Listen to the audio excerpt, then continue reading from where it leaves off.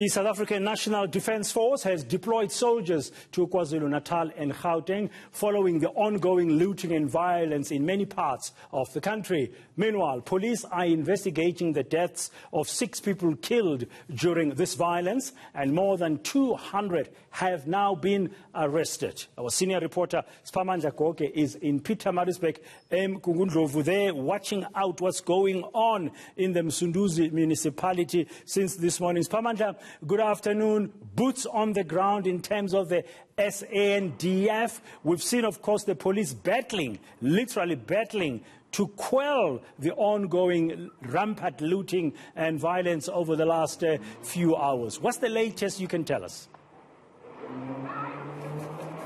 I'll ask Bongamkize to come with me. I see police are trying to disperse the crowd over there. We will come back and show you those soldiers, members of the army here in Pietermaritzburg have been deployed to try and quell the tensions. But they are not leading this operation. This is an SAPS-led operation here. Let's try and walk to that shop that is being looted over there. I see police officers are trying to disperse the crowds that are over there. It's been chaotic here in Pietermaritzburg, Mkungundlovu, the capital seat of KwaZulu-Natal. It's been going on since the early hours of the morning, really. People have been looting Brookside Mall, you have got Westgate Mall, you've got Etindale Mall, there is a liquor factory that was looted in Imbali Township. Yesterday it was in Mpopomeni, and I can tell you that Mpopomeni is in Howick. You will see shortly here visuals. We are in the CBD of Pietermaritzburg. This is the capital city of the province, together with Durban, the economic hub.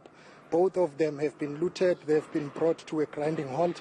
I hear some gunfire there, rubber bullets, police trying to disperse the crowds here. This has been going on for a very long time. Anarchy, lawlessness continues in KwaZulu-Natal and in some parts of the country in South Africa. Hence the decision to deploy members of the army to assist the police, Not to say that the army is leading this operation, but they are just supporting the police who are outnumbered as we speak. Look at this looting and chaos here.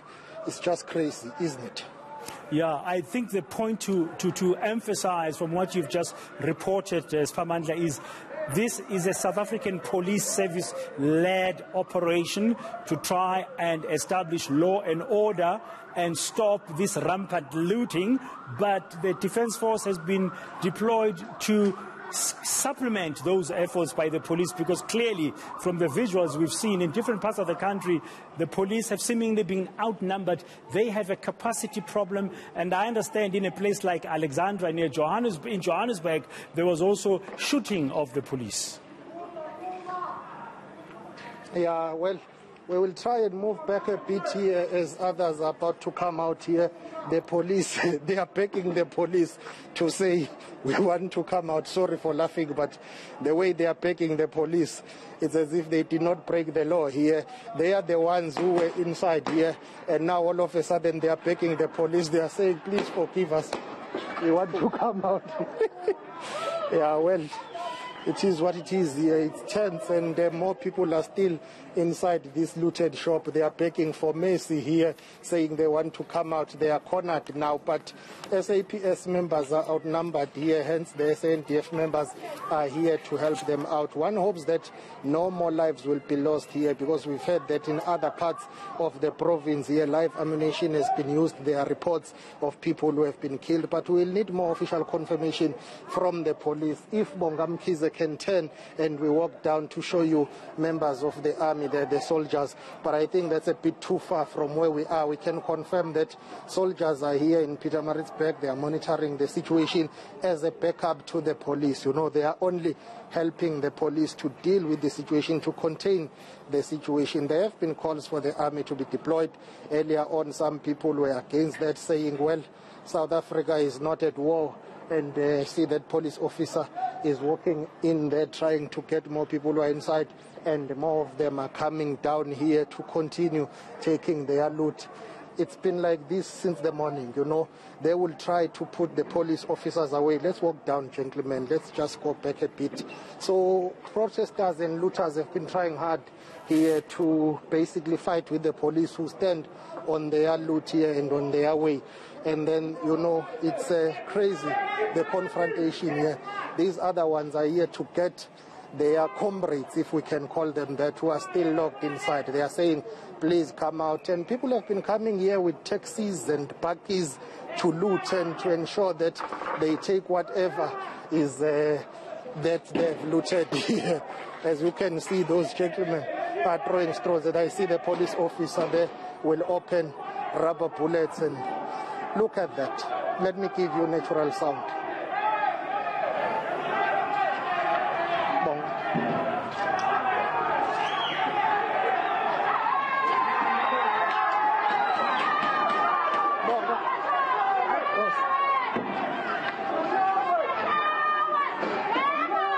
Yeah, well, you can see that they are assaulting a police officer, and the police officer is down. The police officer is down. Yeah, I think they will need more backup and they will need more cover. Easy, my brother. We'll take it easy. Yeah, the police officers will need more cover and more backup here. That's the situation in Pietermaritzburg, Praden.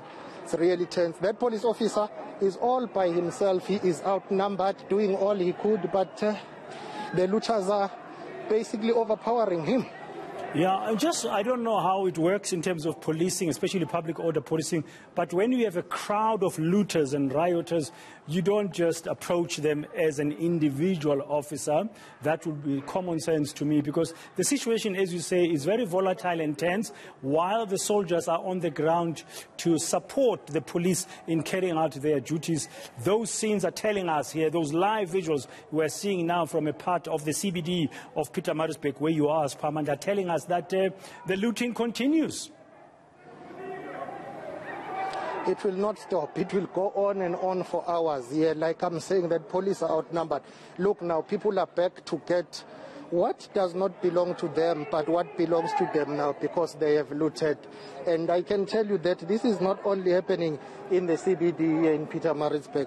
It's also happening on the outskirts, on the city. I'm talking about police now opening fire again, dispersing the crowds. They are emerging out of that looted shop. Bongam Kize is bringing you those visuals. They are really chasing shadows. Look at that police officer emerging out of that looted shop. Yeah, it's going to be a long day, as you say, yeah. And it's been going on for some time.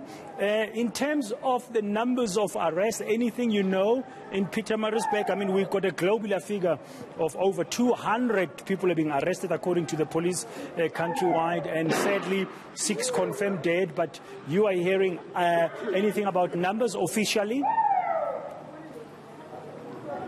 Nothing confirmed, and it's difficult at this stage because police are dealing with a volatile developing situation every minute, every hour here, and every time they try to consolidate the numbers, then they are called out to report. I guess we'll only know about the numbers of those who've been arrested at a later stage, because for now the immediate task really is to ensure that they diffuse the situation, they deal with this chaos here and anarchy. We don't have the official confirmed number of arrests here, and I can tell you that there is too much misinformation here at some point about the numbers that are going around. You know, we also don't want to keep on chasing shadows in terms of fake news, but we'll have to wait for official confirmation. I guess, really. Yeah. I can tell you that. I guess, Siphamandla, you're right. I mean, we're just trying to make a sense of a developing situation, a very fluid situation, volatile, changing every second, as you say. I'm hoping, and let's hope as the rest of the country, that maybe there would be a briefing of sorts later on officially, especially after we've seen those soldiers backing up the police now. Maybe this afternoon they will tell us. And the police, they're in action right now. As I know for a fact, yes. I can tell you for a fact that the Premier of KwaZulu-Natal is set to address the media later today, time and venue to be confirmed. That's when we expect that at least consolidated numbers will be shown here. Before we run out of battery here, I want us to take a walk down, brother, and I really need to show you visuals of those soldiers. Not many of them, just few of them, but you need to see them because they have been deployed here. They are not playing a leading role, they are just supporting the police here. You can hear sirens everywhere in town here, the Pietermaritzburg CBD. It's a war zone. I'm not exaggerating. It's a war zone. Maybe that's why you need the soldiers. Maybe that's why, on fire. That's why you need the soldiers on the ground, because it's a war zone. It is a war zone indeed, and you can see that the police are outnumbered. People are just hell-bent on looting and destroying, and you see these members of the army here.